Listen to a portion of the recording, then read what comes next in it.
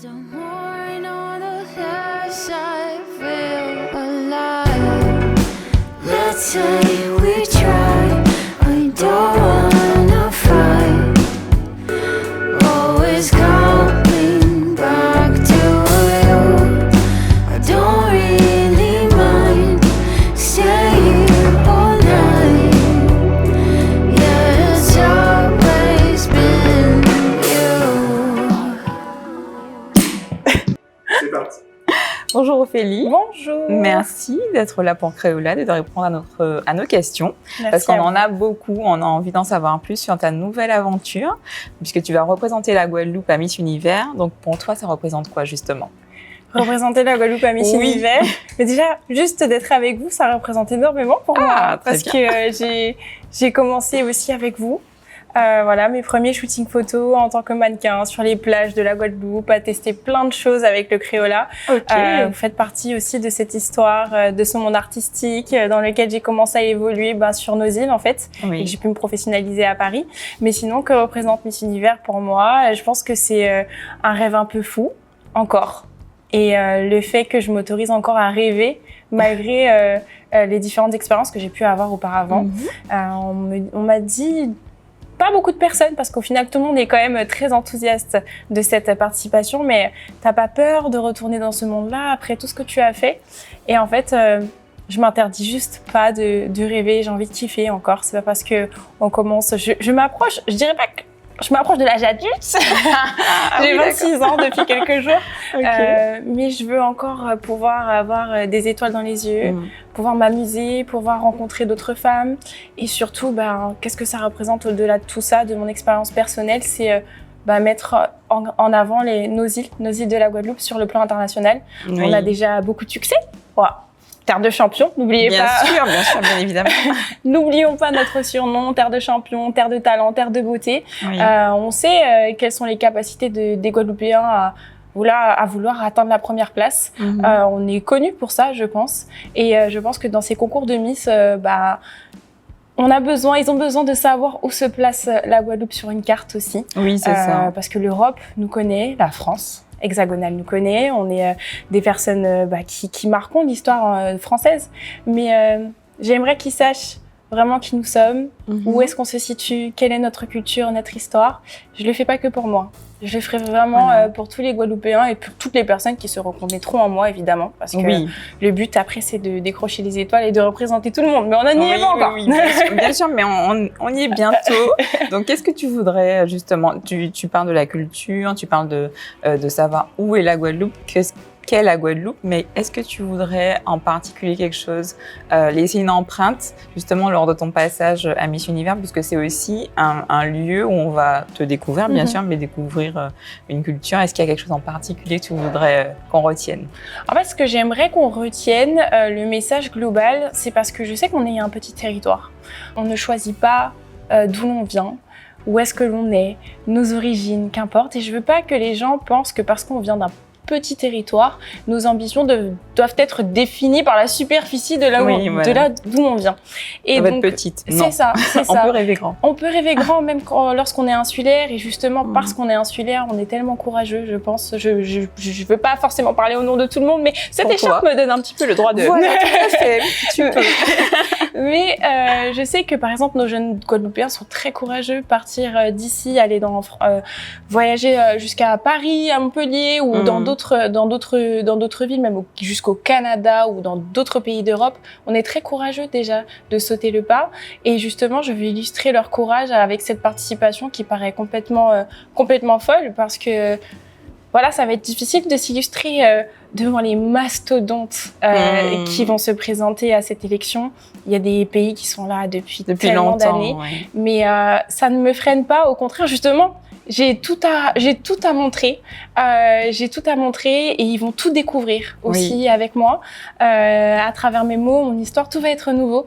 Et justement, là, apporter cette touche de nouveauté et se dire qu'en fait, il ne faut pas avoir peur de mettre la lumière sur nous, parce qu'on est beau, on a une belle culture, on a beaucoup de talent, et c'est vraiment le message que je veux apporter. Ben super, en tout cas, on est déjà très fiers. Voilà. Merci beaucoup. On n'y est pas encore, mais on est déjà très fiers. Merci. Donc, je sais qu'il y a un sujet qui te tient à cœur, c'est la santé mentale. Est-ce que tu peux nous dire pourquoi c'est un sujet qui te tient à cœur, pourquoi tu es sensible à cette cause et ce que tu veux faire passer comme message aussi sur le sujet? Alors, il faut savoir déjà que au-delà de la santé mentale et des problèmes que j'ai pu avoir à ce niveau-là, c'est que je suis une hypersensible, comme beaucoup de personnes. Mais il faut en parler. Il faut en parler, et je pense que cette hypersensibilité, elle me donne énormément de force, justement parce que j'aurais peut-être pas pu capter ce qu'il y a tout autour de moi et donner aussi de l'amour aux gens et le recevoir, même si des fois ça me fatigue beaucoup. Je suis une hypersensible et du coup je vis tout intensément depuis que je suis toute petite. Cette hypersensibilité couplée à une hyperactivité fait que j'ai toujours voulu tout faire à fond, mais que je ressentais toujours tout à fond, ça etc. fait beaucoup pour le corps et le cerveau. Ça fait beaucoup pour le corps et le cerveau. Et puis j'ai une histoire de vie qui est pas très simple, pas pire que d'autres personnes. Mais voilà, je suis une enfant de parents en situation de handicap. Mes parents sont sourds et malentendants, donc j'ai eu beaucoup de responsabilités. Ma petite vie d'enfant s'est transformée rapidement en petite vie d'adulte, et c'est pour ça qu'aujourd'hui, j'essaye encore de m'amuser, parce qu'il y a des fois, il y a des parties de mon enfance qui ont été un peu skippées.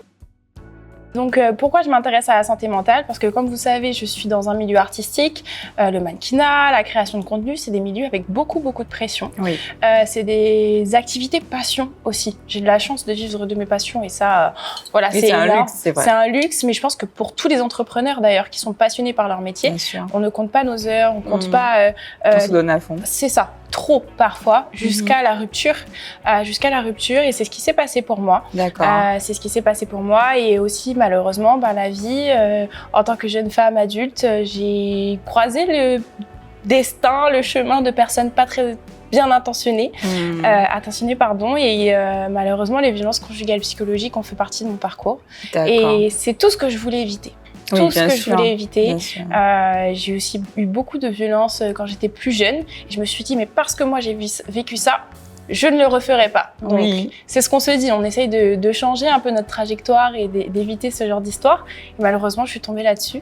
Et ça aurait pu briser ma confiance en moi. C'est ce qui s'est passé. Je vais pas mentir. Mais comment tu as dépassé ça, justement? Je pense que, justement, pour le dépasser, il faut l'affronter.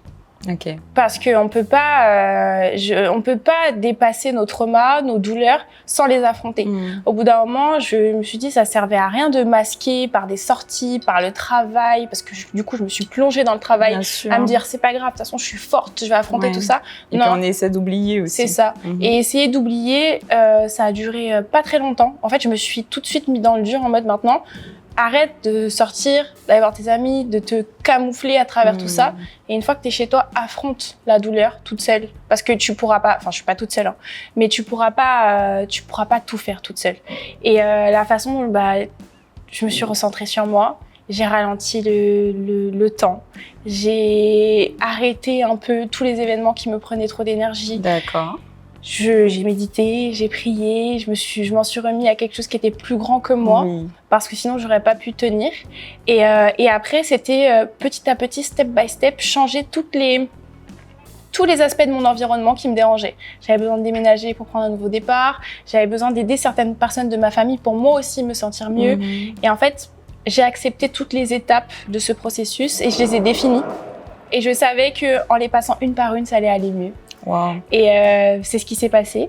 Je dirais pas qu'on est guéri à 100% parce que des fois il y a toujours des petits... Voilà. Et on a sa petite boîte à outils au cas où. C'est ça. Et j'ai lutté contre les crises d'anxiété, ça a été très dur. Il m'est arrivé pendant des fois des jours et même des semaines d'être immobilisée par la fatigue, avoir peur de pas y arriver, et être tellement passionnée par ce que je fais, à me dire mais si j'arrive pas dans ce que je fais là, comment je vais faire en fait? Et j'ai fait ce process, et puis aussi ce nouvel objectif de Miss Univers Guadeloupe, quand j'ai vu qu'il y avait que la licence était de retour, bizarrement ça m'a donné un second souffle. Alors aux personnes qui se demandent pourquoi je suis encore là, pourquoi je reviens, parce que je pense que c'est le petit truc qui m'a dit mais en fait peut-être que tu as encore cette petite lumière en toi, cette énergie. Et en fait quand j'ai vu que ça m'a redonné de l'énergie à me dire mais en fait tu peux y aller. bah, c'est pour ça que je suis là. Bah, merci en tout cas pour ce beau message Merci. d'espoir et pour ceux qui seraient dans une situation un peu difficile ou délicate en ce moment.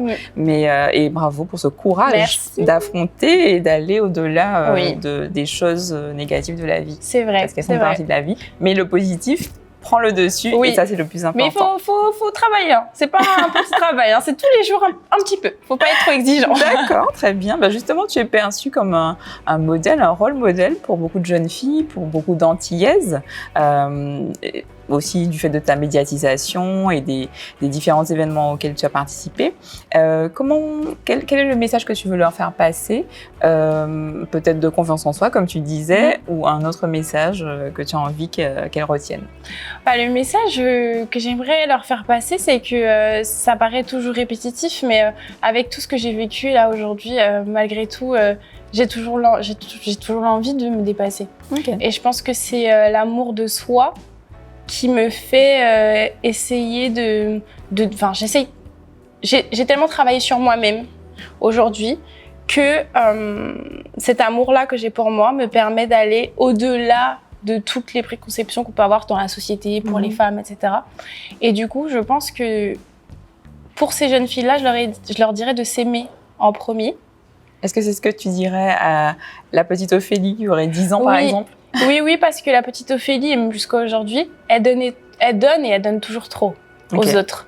Mais je donne trop parce que j'ai aussi fait ce travail sur moi-même de me dire, est-ce que je suis capable? Est-ce que je suis toujours fière de moi? Est-ce que mes valeurs sont toujours intactes? Et vu que oui, je vous donne. Je peux vous Ok. donner jusqu'à l'infini. Mais Hmm. par contre, de pas se délaisser. C'est ça, te préserver aussi. C'est ça. Et Avoir c'est- une part un petit peu en toi. Exactement. Et ces dernières années, je pense qu'il y a des moments où je me suis trop délaissée. Et quand on se délaisse trop, bah, en fait, ce qu'on donne, bah, ça n'a pas trop.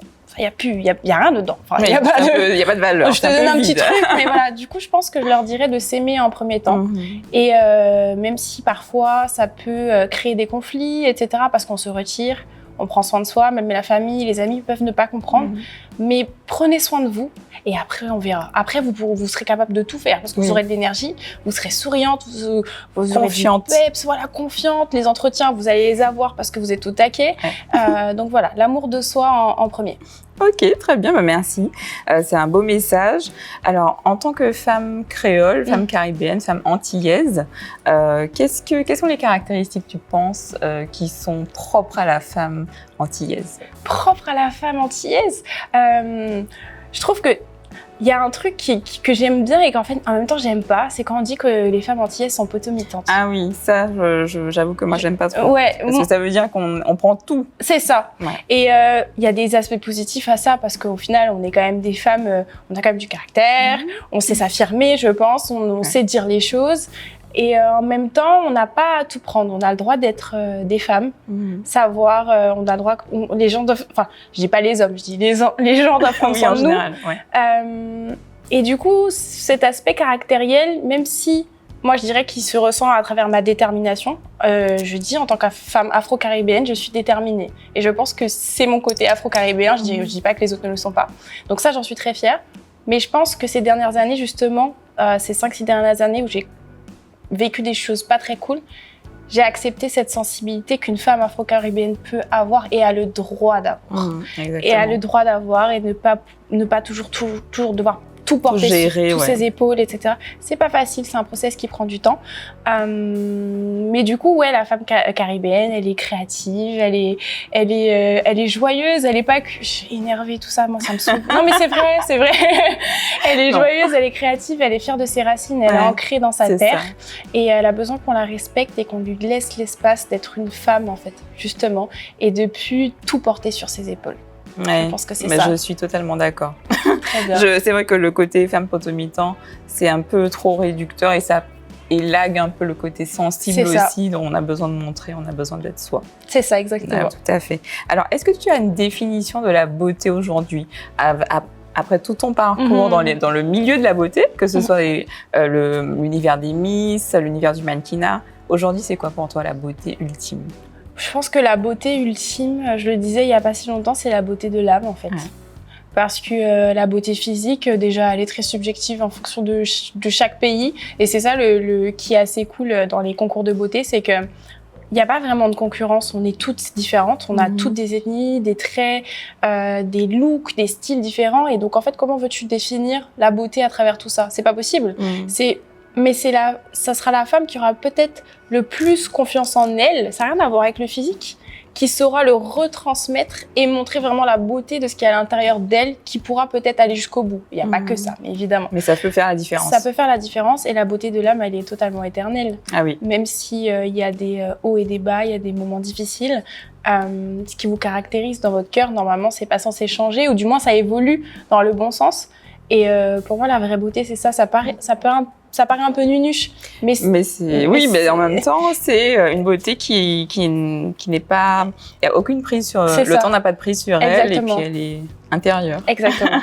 Est-ce que tu as un souvenir de toute ta carrière, tout ton parcours qui t'a vraiment marqué, que tu aimerais partager avec nous?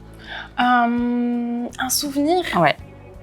Un petit scoop pour les lectrices et les lecteurs de Créola. J'ai pas vraiment de scoop. Mais on sait tout. Mais je crois que les souvenirs les plus marquants que j'ai, parce qu'au final, toutes les élections que j'ai faites, elles sont tellement soumises à de la pression, des répétitions, etc., que souvent on oublie beaucoup.